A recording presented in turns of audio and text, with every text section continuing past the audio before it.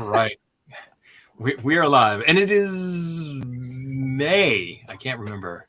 I get all the 9th. Yes, I get the M months mixed up. May, March. What is it? Where are we? Hi, and we'll hop right to it this month. Long time listener, first time caller. I think long time Mac admin in the Mac admin community and contributor. Nate Walk is joining us. Hi, Nate. Hi, how's it going? Good. I guess I said you're a longtime Mac admin community member. For people who haven't run into you, what do you do? That's a good question.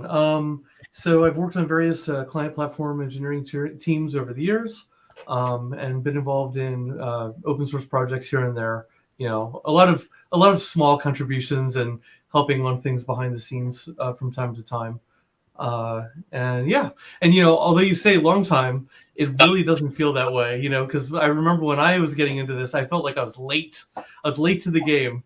I was the newcomer. And then you wake up one day and it's been a while and it's no longer the case. But yeah, totally.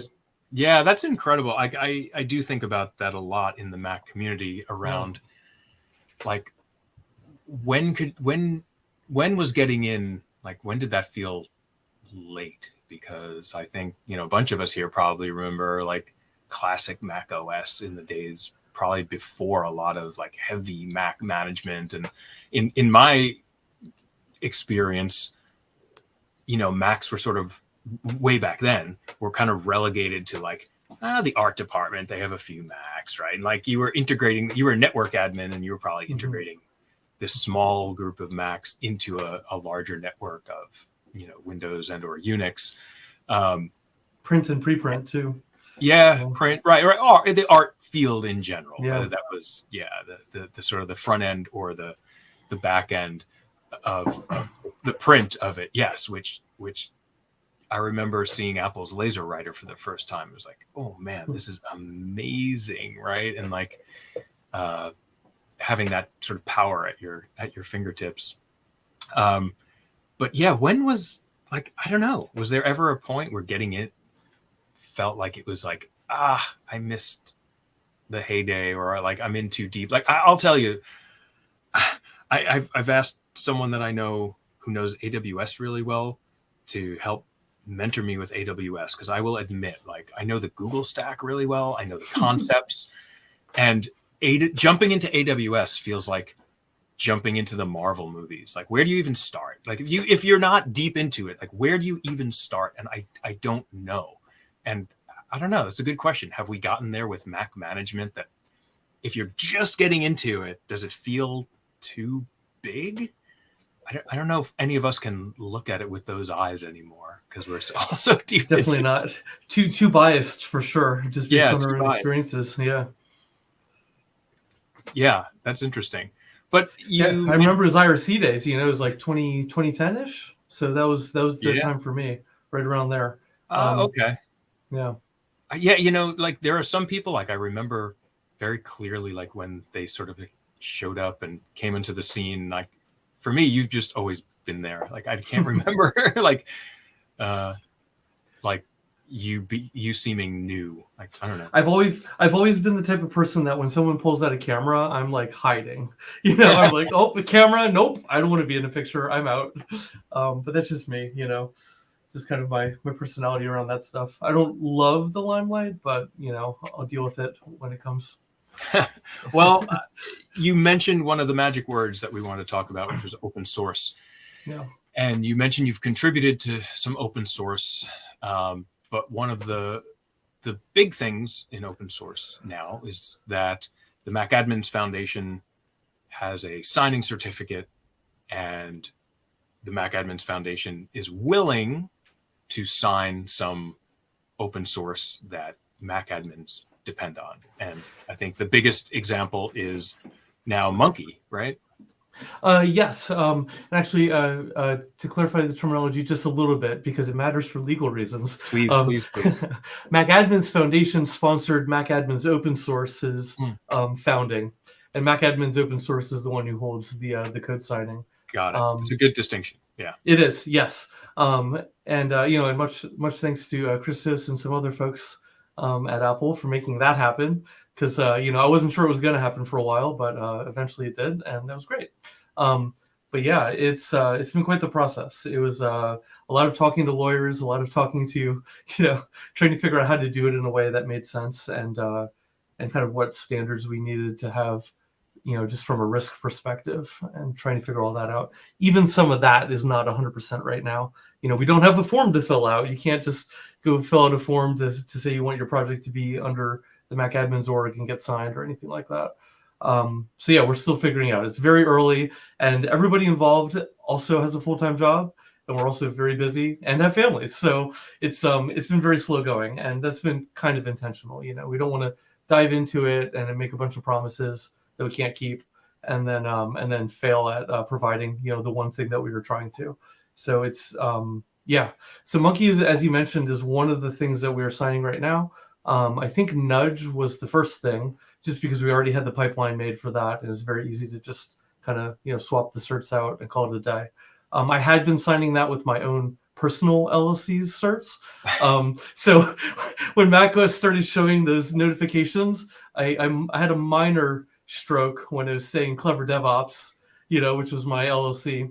Which at the very least, that was sort of like an abstraction layer, whereas some people were signing their names, their software with their own names, and their own names are showing up.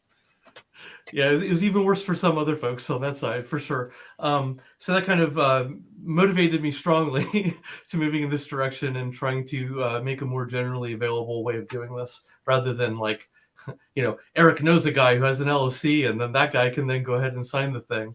So this is a little bit more official and a little bit more tied off and nice. But yeah, for Monkey, we are signing everything on that, but the magic there is like a shim binary that calls things, which is part of the magic. Signing scripts is still a little bit, I don't know, it's a little bit hard. It seems like, okay, if you have this including all these other things, you have to sign everything, and it gets a little bit more complicated. So at the moment, we're only really signing binaries or compiled code at the moment, but we'll figure everything else out as we go along. But yeah, if anybody wants to help on the other side of things, definitely help is welcome for just kind of digging into that and figuring it out. For sure. Yeah, let's take a step back and kind of talk about both the process and the importance of this, because I think we've had a heads up. It's not a surprise, but for a very long time, right? Apple has been talking about, like, we like signed code running on it. Like, that helps us trust it for one reason or another, right? Like, we're marching down this path where, like, you really want to get things signed and or possibly notarized, but even better, code signed, right? So I presume like that's a piece that led to this. Absolutely. Yeah. I'm kind of that forcing function for sure. But then let's talk about the whole process. Let's say I am some person and I have this utility and it's gaining a little bit of traction in the MacAdmin community. Now it's like, oh man, I need this thing signed. I'm just an individual. I don't have the ability to do this. How does someone go about getting things into this process and signed? Yeah, and as I said, we don't really have like a form yet, so it's very ad hoc. There is a MacAdmin's open source channel on the MacAdmin Slack, and I have had a couple people ask there, and we are looking at kind of what the requests are. But yeah, like the basic things we're looking at right now is, is it a binary? What is the impact? Is it MacAdmin related, or is it more adjacent, like a general utility? I think we want to kind of focus on things that are MacAdmin mainly and try to avoid utilities that, just because of the nature of our organization. But yeah, on top of that, we do have some requirements around like what does the code review look like? One person, eating code to main, that's not going to work. So, it has to have a PR, it has to go through review, it has to go into main from there. And even then, we will be, we are pinning to versions for the things that we are signing. And it's still a manual process. Like even for Monkey, we are not just blindly signing everything that comes across. We are waiting for a release, and then we are going and looking at it and pressing a button and having the human in the loop, at least for now, until we're more comfortable with that process. But yeah, that's kind of what it looks like. The requirements are pretty loose at the moment, but they'll probably get a little bit more stringent as time goes on, as we learn. It'll definitely be a learning process on that side of things. In my mind, like kind of part of my vision, which I don't have time to execute at the moment, but maybe in the future I will, is I would love to provide like code review for projects, because a lot of people are single maintainers, and who reviews their code and who gives feedback on that side. And just having an extra pair of eyes a lot of times will help avoid edge cases, improve the code quality, and also, everybody learns all around. I feel like I learn just as much reviewing code as I do receiving code review a lot of times. So kind of like a benefit beyond just the signing certs. It's kind of like how do we help the development, how would you call it? Yeah, like the development process. How do you get a better letter grade on the development process itself, and kind of improve that across the board? Because if we can do that, then all the projects that are coming through and are getting signed will be a little bit better for it, as well as the code signing along the way.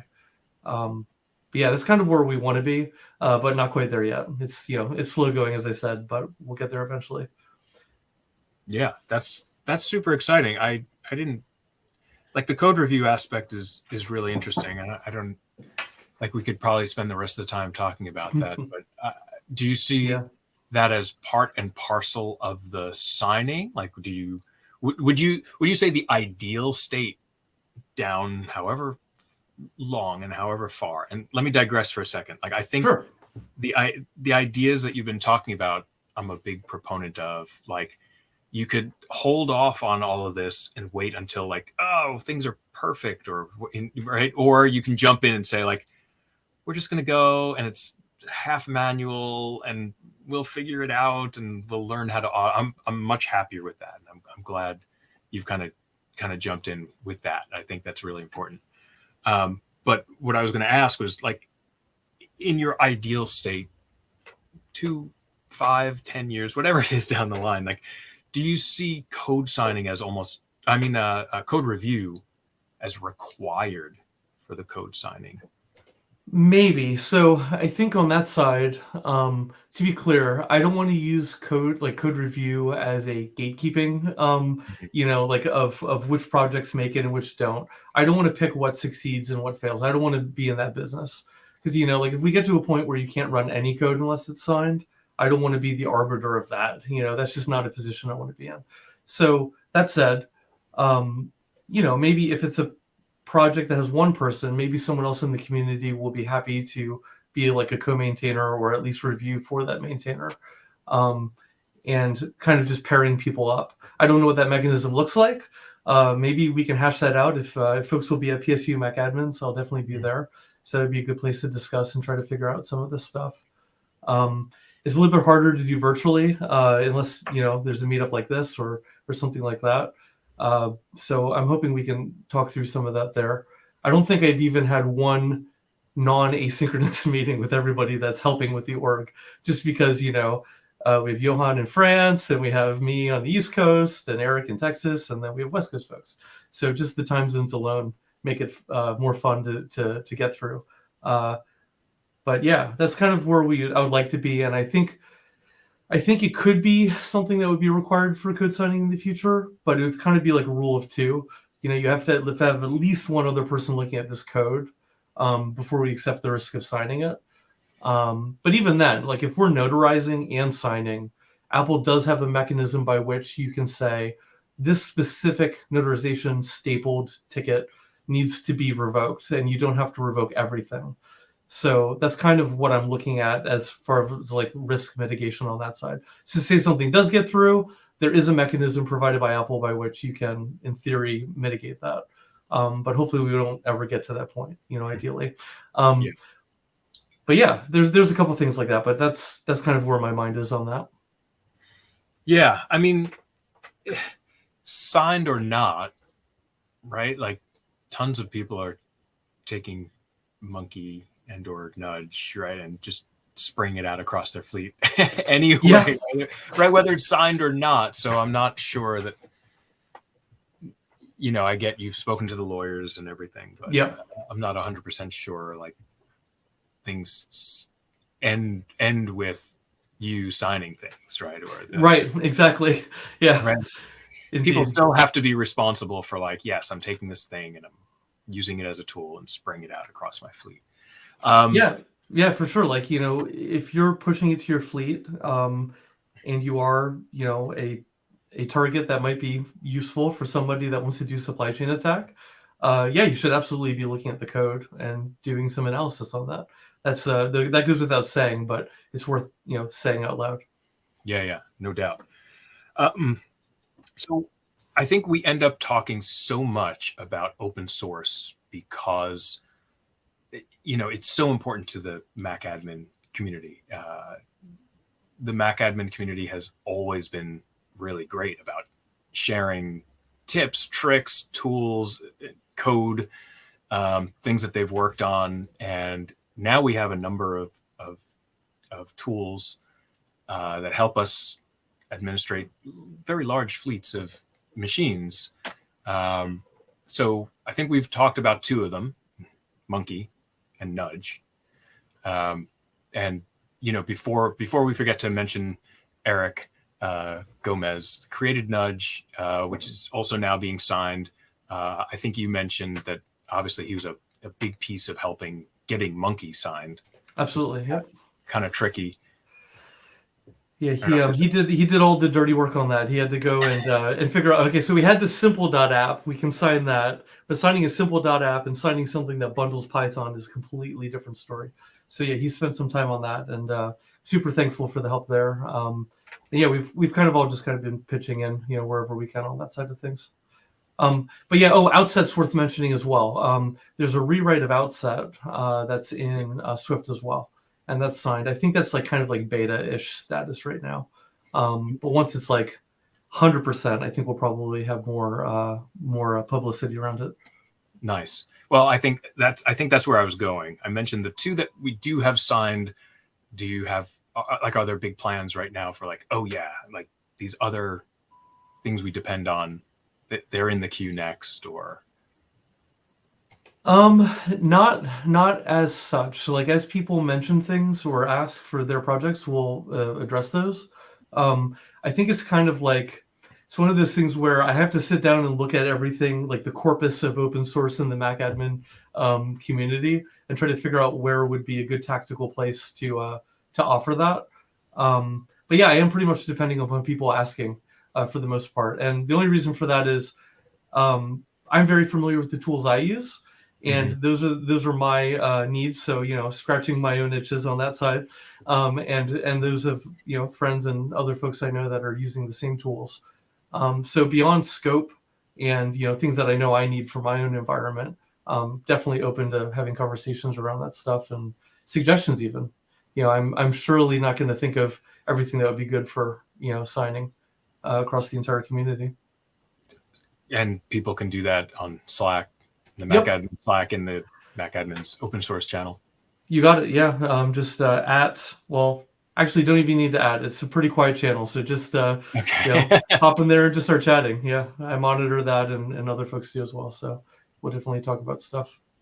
So one other question, kind of leading back to something you mentioned earlier. And you mentioned your goal is to kind of sign things that relate to MacAdmin versus utilities. And I guess sometimes that can be a fine line. So Yes. maybe you can give some examples of what's something that you would think is like, this is clearly something you would plop in the utility bucket and say, no, that's not something we would sign, versus something MacAdmin related. Yeah, so I think a good example there is I use this utility called a Hammerspoon, which is Lua-based window management and kind of like everything automation. I think they signed their own stuff already, so that's pretty good. But if it was a utility like that or something that's more general use, not specific to MacAdmin work, probably not going to sign that. Only because, it might be nice, but I want to stay focused and make sure that we're not overextending in areas that are not necessarily as useful to the broader community. Got it. Okay, that makes a lot of sense, because I think of there are definitely a lot of things that I use for MacAdmin work that I would kind of consider a utility, like duty, right? Which is the doc utility. To me, well, yes, it's a utility, but it's very clearly from MacAdmin work, absolutely. right? Or, absolutely. there are that would fall into the bucket. I agree. Yeah. Yeah. Okay. Mm-hmm. All right. Absolutely. So, any other plans for any of this signing?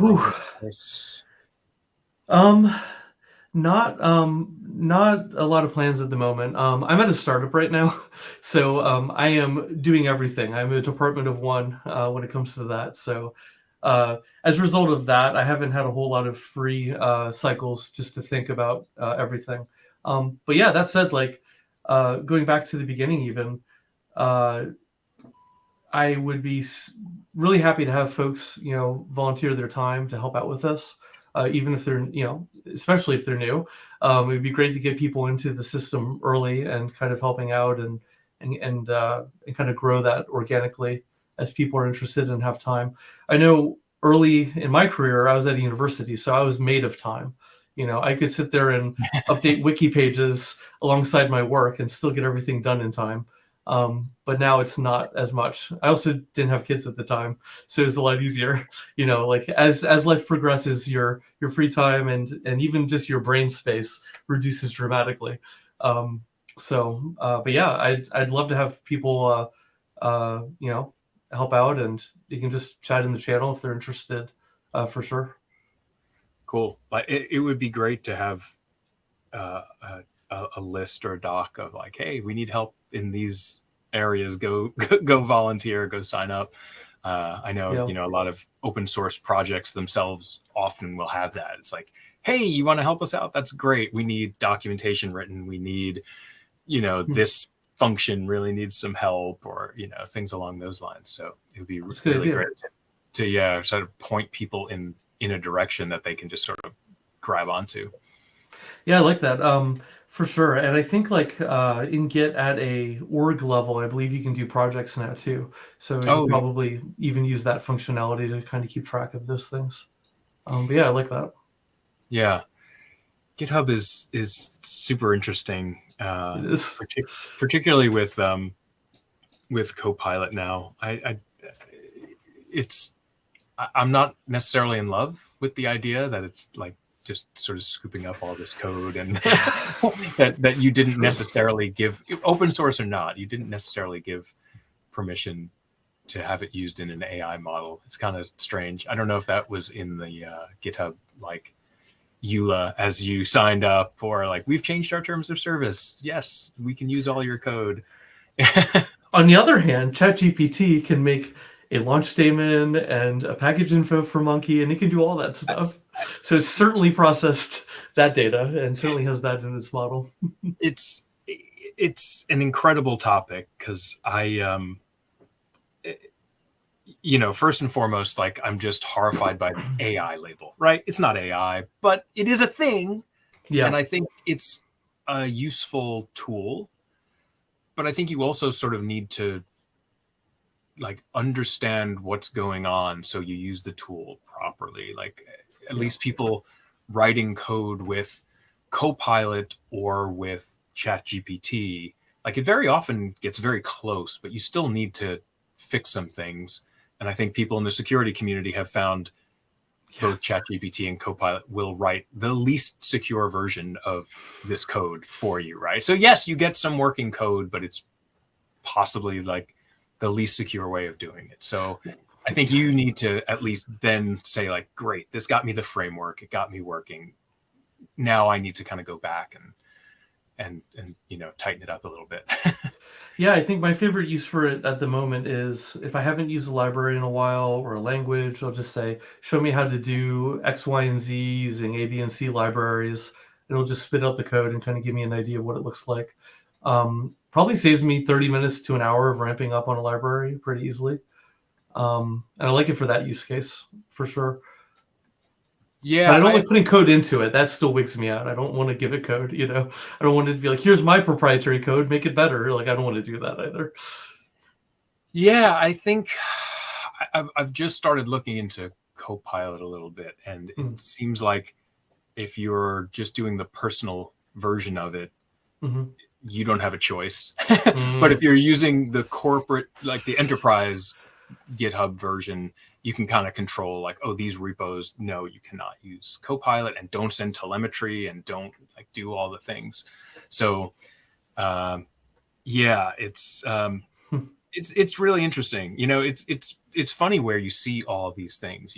My wife knows that I'm sort of like a famous curmudgeon. Like, you go to the stores and you get up to the checkout to pay, and the first thing they ask is like, what's your zip code, or what's your phone number? I'm like, I don't have one. Like, no. So, and she's like, why don't you just tell, like, what's the problem? I'm like, well, here's the problem, right? And like, you can explain that to people, but she's on board now, which is great. She kind of shies away from that sort of thing as well. But I'm going to a wedding in 2 weeks, and it's a black tie, and I don't own a tux, so I went to go rent a tuxedo and do the fitting and get back to the desk, and the guy's like, okay, just sign here to acknowledge that you understand our privacy policy, or whatever he called it. And I read through it, and it was like, we can contact you for marketing purposes, and we can use your email for this and that. And like, I don't agree to any of this, right? But I want to rent a tux. Like, how do I do this and say no to this thing? But you can't. So it's really interesting how those things kind of seep in there, and you don't always know what you're agreeing to.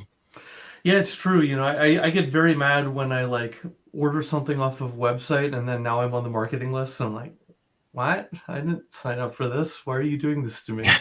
Is this baked into the price? Can you give me like a 20% discount to pay for my time, please? But of course, that's not how it works. It's like, everybody feels entitled to the information just because you handed it over as as part of the transaction.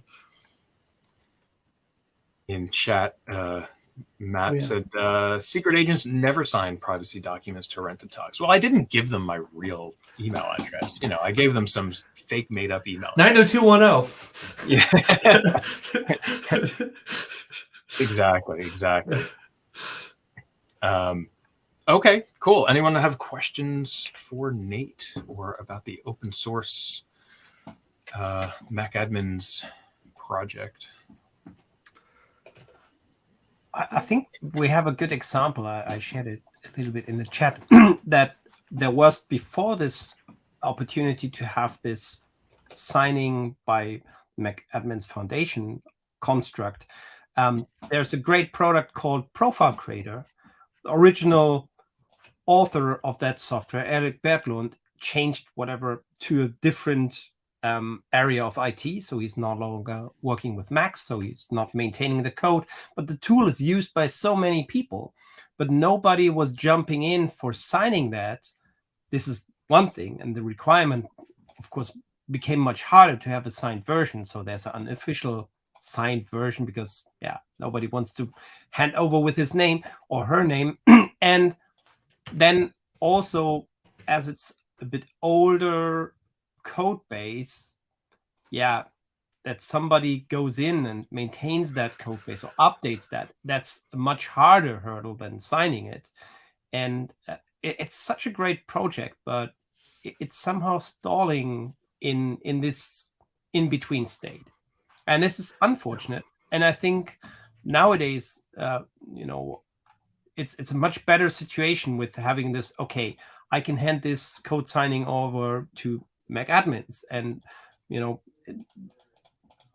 I think there's certain learnings from those few examples where the whole setup wasn't that nice to transition it to somewhere else. So Thanks, Nate, and everybody involved. Yeah, and that's kind of like it's a good example of the double-edged sword of open source in general, right? Like if a project is abandoned, but some company takes it up, depending on how it's licensed, they are free to take it and modify it and sell it if they want, or at least bundle it as part of their product. And that is something that is very common, not just within the MacAdmin world, but across everything open source related. Yeah, like even in the 3D printing world, you see this a lot. Like Marlin firmware, there's been a lot of drama around that with certain companies. And yeah, it's just a constant thing. But that said, we're kind of licensing it this way for a reason. We don't want to own all of the liability and support for this thing for the rest of our lives. So that's why we do it this way. So, it's, as I said, double-edged sword. You don't have to own it forever, but on the other hand, somebody could take it and use it or what have you.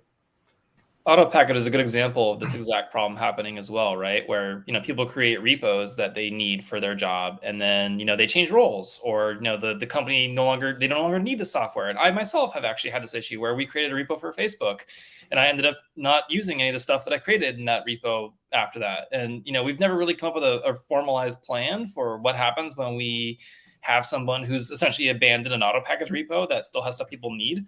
The developers, like Greg, Elliot, and others and I have talked about, do we have an adoption strategy? Is there sort of a formalized set of guidelines that we follow for dealing with if a stale repo gets issues or gets PRs and the owner isn't interested in, isn't related to it anymore? What do we do? And there's no easy answer, right? And at least in AutoPackage's case, we still have centralized maintainers, and now Nate, you are sort of like almost like the MacAdmins group is now sort of a centralized maintainer in some ways for some of the concepts behind things that people need out of MacAdmin management in the open source world.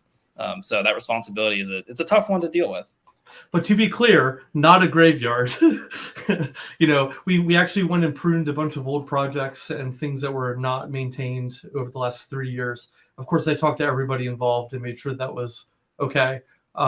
But yeah, more often than not, it's just something that kind of fell out of favor or something else took over, and that's kind of the natural cycle of things. But yeah, I hear you on the abandoned recipes and all that. It's a difficult problem for sure. Yeah, I think before the MacAdmin's open source, project came along, there was this move where like people just had AutoPackage repos all over the place under their own name. And then it's like, okay, they got consolidated. And the great thing about that consolidation is it gives them some visibility. And now people know about them and can contribute to them. And if the maintainer does fall off or not care about it anymore, like hopefully, there are enough people looking at it and using it. And if it is important to someone, they'll maintain it, hopefully. And I think hopefully that, the MacAdmin's open source does the same sort of thing with these projects, that like it gives them some visibility. People are using them. It can extend their life past the maintainer caring about them or, retiring or whatever the case is. I hope that's the sort of like the big takeaway. Yeah, and that brings up a good point. Like, say we have a project that's well maintained and the maintainer wants to move on to something else. Maybe we need like a looking for maintainer board or something like that and give it an honest go. But even then, it's, there'll be more visibility on it, but it doesn't guarantee that people will necessarily want to take that up. And that's completely fair.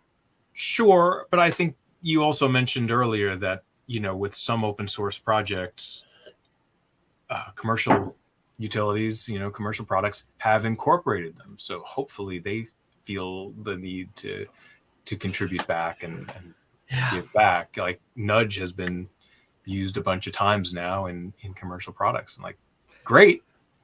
But if Eric retires and, flies off to some Caribbean island off the grid and stops maintaining Nudge or caring about it, like, okay, great. There should be people who care enough about it to give back.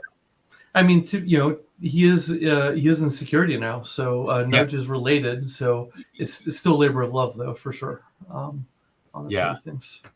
Yeah, I mean, security and MacAdmin are, like 90% overlap in the Venn diagram there, I think. Really is. Really is. Like, I'm at a security company for the first time ever working in that kind of environment. I'm just like doing all this stuff that I would just normally do. And people are like, oh, we don't need a security person to do all that? I'm like, I don't know. This is just what I do.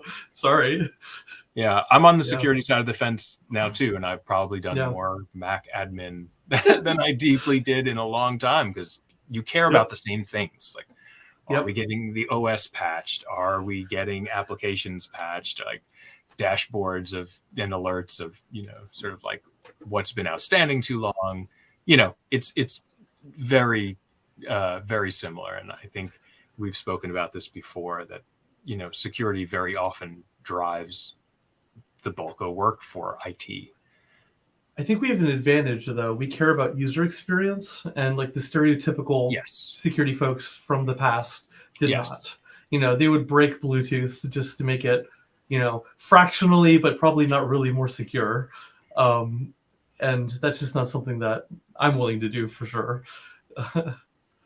Yeah, I agree. I mean, there are obviously some IT things that aren't security related.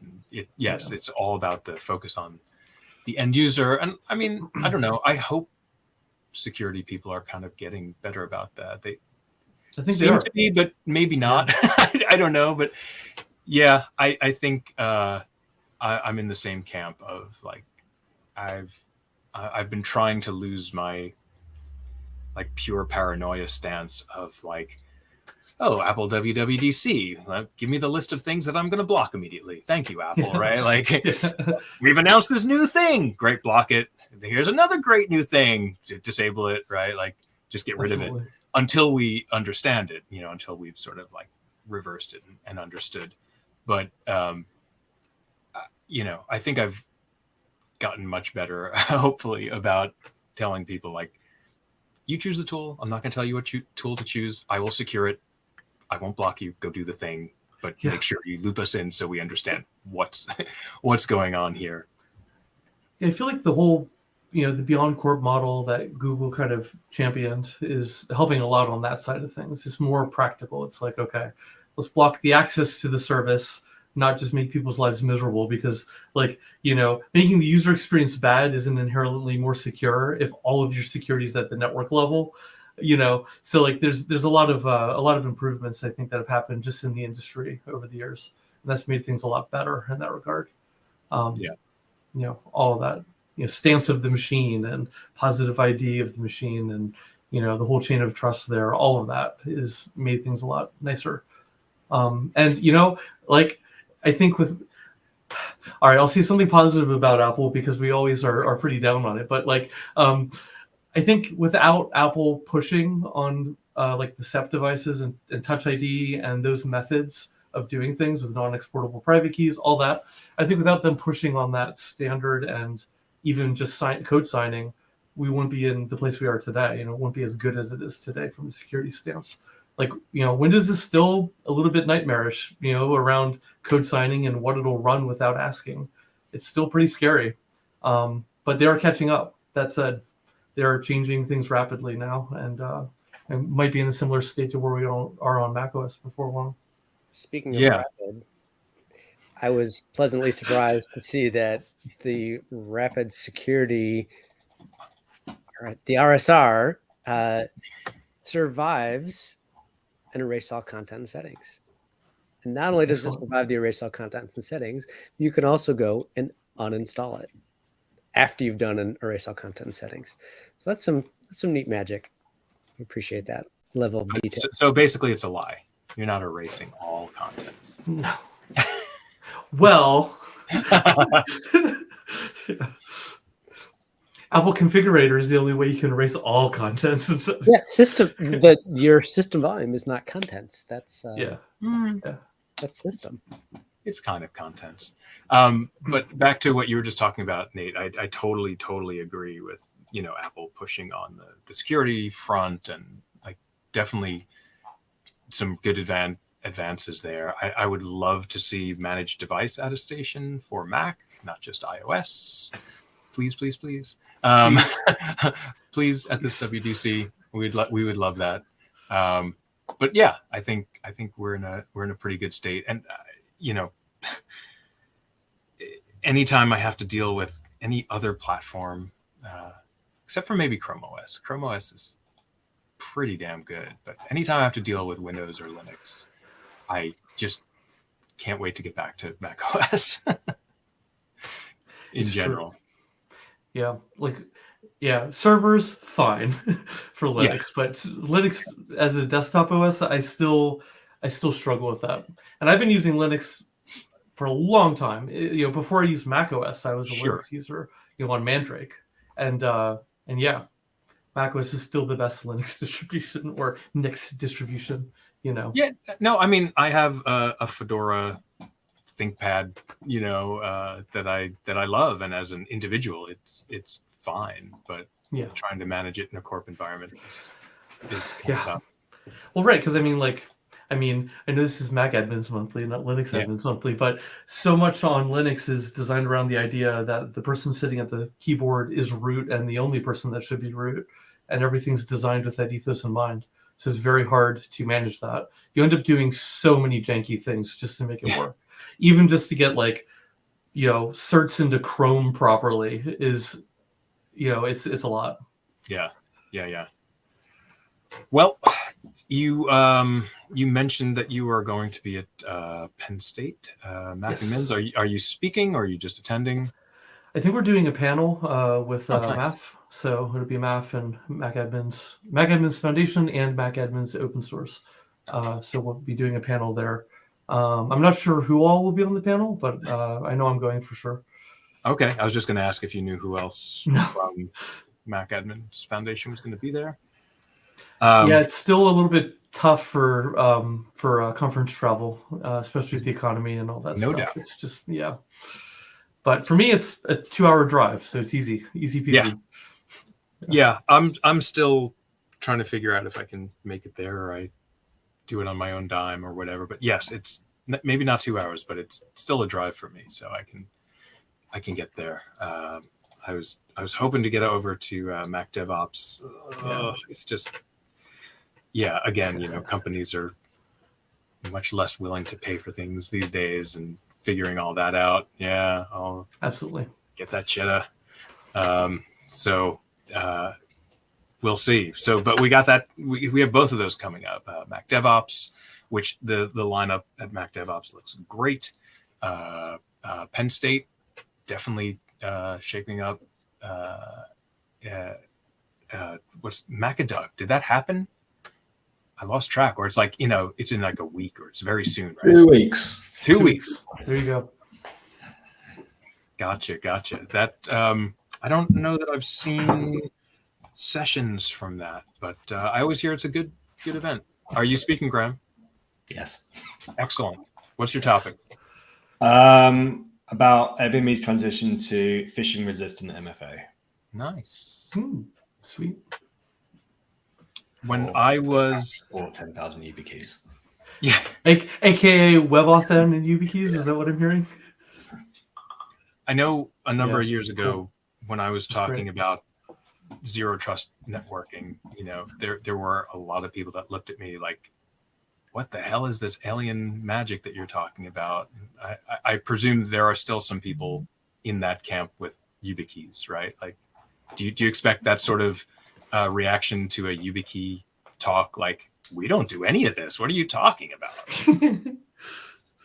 Yeah, I mean, probably not so much like using security keys, more like don't use push. It's really bad. Yep. I'm in the lucky camp that I've banned push where I'm at. So no push. So who has messed with passkeys? I think I set up one passkey on one service because I'm taking it very slow because I'm not sure yet. But has anybody messed with that much? It's on Google now. Google Workspace has it. Oh, excellent. If you're on some rapid release, it's on business editions now. It is, Perfect. but passkeys are yet another one of those things. Like, as a consumer, I love it. Any website for me as a consumer that supports passkeys as a first or second factor, fantastic. in the corp environment, it's a non-starter. Yeah, but like with the YubiKeys, most people just use the nanos and leave them in forever. And you're supposed to do this, but nobody does this. Yep. I only just started doing this recently. Yeah, I don't know. I don't know if it practically matters. I guess it does. It's a physical device that you have to touch versus something that's just kind of there. I don't know.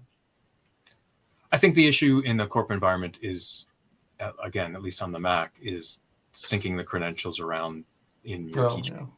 Yeah, that's true. That's the issue. But they're lovely otherwise. And on Chrome, same thing. You're like syncing it around in whatever backend Chrome has, and maybe getting it off the machine. But yeah, like you just showed, you can take a YubiKey to any machine that you want. But there are sort of nice-ish ways of dealing with that. Again, back to sort of like machine posture, and you can do that with Okta, and you can do that with a bunch of different tools to say, yes, this machine needs a machine certificate, and they must be using hardware 2FA, and even if someone does take their YubiKey to their personal machine, well, all right, they can't SSO any longer.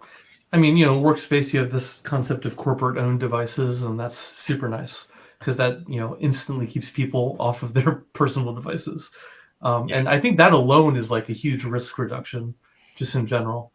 Just keeping people from getting to work assets on the personal device. That alone is totally, a huge improvement.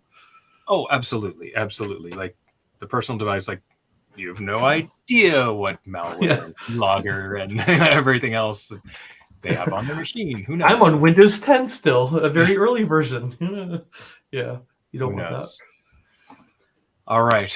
Well, thank you, Nate. I always like having you join us, but it's even better when you're featured. So thank you for taking the time and explaining all that to us, and hopefully we get to see more and more people taking advantage of this, because it's so unique.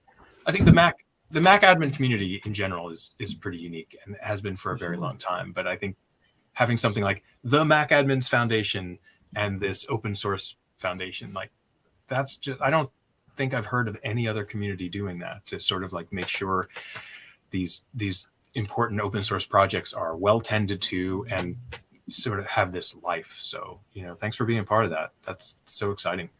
Yeah, thanks for having me, both to this and to the community. So, it's and as I said before, always looking for ideas, always looking for other views, always looking for discussion around all of it. Everything's up for discussion, everything. So, if somebody has a good idea that would serve the community well, don't hesitate to bring it up and talk about it. We're happy to discuss and figure it out. We're running it kind of like a very early scrappy startup. It's like, okay, we don't have product market fit yet, but we're still trying to figure that out, and we'll work on that and change things to move in that direction, but we don't really know what that looks like yet. And I mean, I don't want to speak for everybody in here, but I'm certainly not smart enough to figure that out on my own. And even as a group, we're not smart enough to figure it out on our own. So, it's better to have everyone engaged in thinking about this and involved than it is just a handful of people that happen to do this, in the moment. So I think as a group, we can figure it out. So we'll get some people involved, and hopefully some people have heard this and they thought, "Oh, great, I want to get involved." And just early on, in my MacAdmin career, it was by the generosity of everyone else that I even learned how to do MacAdmin work and the lower system levels of things. So just passing that on as much as I can. Awesome. Well, thank you very much, and hopefully I get my act together and I see some people at a conference real soon. Definitely. Thanks, everybody. Bye. Yeah.